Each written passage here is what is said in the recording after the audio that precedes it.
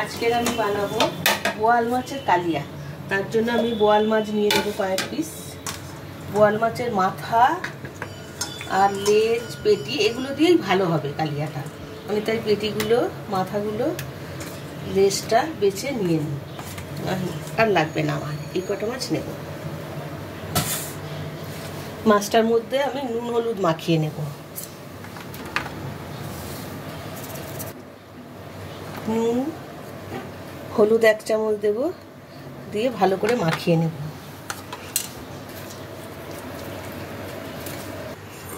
নুন আর হলুদ মাখানো হয়ে গেছে। আমি 1 চামচ তেল দিয়ে দেবো। বোয়াল মাছ খুব ফাটে। ঠাকুমার কাছে শুনেছি যে বোয়াল মাছে যদি তেল দিয়ে ভাজার আগে নুন হলুদের সাথে একটু তেল মিশিয়ে দেয় তাহলে ফাটে কম। তার জন্য আমি 1 চামচ তেল মাখিয়ে নিলাম মাছের সাথে। এবার মাছটা রান্না করার জন্য লাগবে আমার পেঁয়াজ কুচানো নিয়েছি, টমেটো কুচানো, ধনেপাতা কুচানো, আলু কেটে নিয়েছি, আদা রসুন পেস্ট করে নিয়েছি, গরম মশলা আছে, শুকনো লঙ্কা, তেজপাতা, গোটা জিরে, কাঁচা লঙ্কা আর জিরে গুঁড়ো, লঙ্কা গুঁড়ো, হলুদ গুঁড়ো, নুন। তেল আর জল তো লাগবেই সব সময়। এখন আমি কড়াইতে তেল দিয়ে মাছগুলো ভালো করে ভেজে নেব, কিন্তু খুব সাবধান, বোয়াল মাছ খুব ফাটে। আমি এখন কড়াইতে তেল দিয়ে দিলাম। তেলটা গরম হলে মাছটা দেব, দিয়ে মাছটা দিয়ে কিন্তু ঢেকে দেব, মারাত্মক ফাটে বোয়াল মাছ। তেল গরম হয়ে গেছে, আমি কিন্তু ঢাল নিয়ে রেডি আছি। একদম মারাত্মক ফাটে বোয়াল মাছ, আমার খুব ভয় করে। দেখেছেন কি আওয়াজ?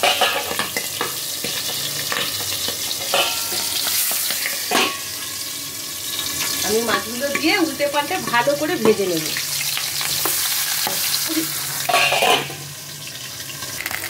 মাছগুলো সব ভাজা হয়ে গেছে, আমি একটা একটা করে তুলে নিলাম। এখন কড়াইতে তেলটা গরম থাক, আমি দেব গোটা জিরে, গোটা লঙ্কা একটা, গোটা তেজপাতা একটা। এখন আমি পেঁয়াজ কুচানোগুলো দেব,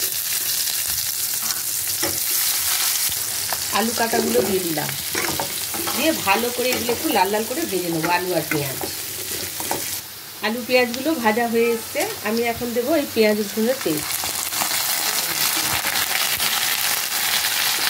জল দিয়ে দেবো ঠিকছে। এখন আমি সব মশলাগুলো দিয়ে দেবো। নুন দেবো 1 চামচ, প্রয়োজন মতো যতটা লাগবে দেখে। হলুদ গুঁড়ো দেবো আমি 1 চামচ, লঙ্কা গুঁড়ো যে যেমন ঝাল খাবে, বোয়াল মাছের ঝাল একটু বেশি ঝালই ভালো, আমি 2 চামচ লঙ্কা গুঁড়ো দেবো। আর দেবো জিরের গুঁড়ো 1/2 চামচের মতো। এখন দেবো এই টমেটো কুচানোগুলো যতটা লাগবে। সমস্ত মশলাগুলো দিয়ে আমি ভালো করে একটু কষিয়ে নেব। কষানো হয়ে গেলে তারপরে আমি জল দেব। দেখুন মশলাগুলো দিয়ে আমার সব কষানো হয়ে গেছে, তেল বেরিয়েছে। এখন আমি জল দেব। জল দেবো, এটা একটা মাখা মাখা হবে, তার জন্য একটু আলুগুলোও সিদ্ধ হয়ে যাবে আর মাখো মাখো ঝোল থাকবে, সেরকম আমি জল দেব। এই জলটা লাগবে। এবার আলুগুলো একটু সিদ্ধ হয়ে গেলে আমি মাছটা তুলে দেবো। এখন আমি ঢেকে দেবো। দেখি ঢাকাটা খুলে, হ্যাঁ এখন আলুগুলো দেখি একটু, হ্যাঁ প্রায় সিদ্ধ হয়ে যাচ্ছে। এখন আমি মাছগুলো দিয়ে দেবো।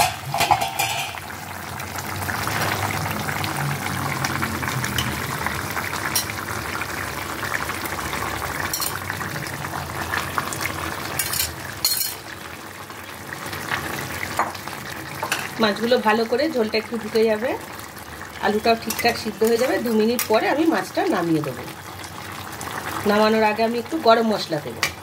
এখন একটু ঢেকে দিই 2 মিনিট। একদম রেডি হয়ে গেছে। এখন আমি গরম মশলার গুঁড়ো দেবো একটু, দিয়ে আমি এখন গ্যাসটা বন্ধ করে এবার ঢেলে নেব। রেডি হয়ে গেছে বোয়াল আলুর কালিয়া। গরম গরম ভাতের সাথে দারুণ লাগবে।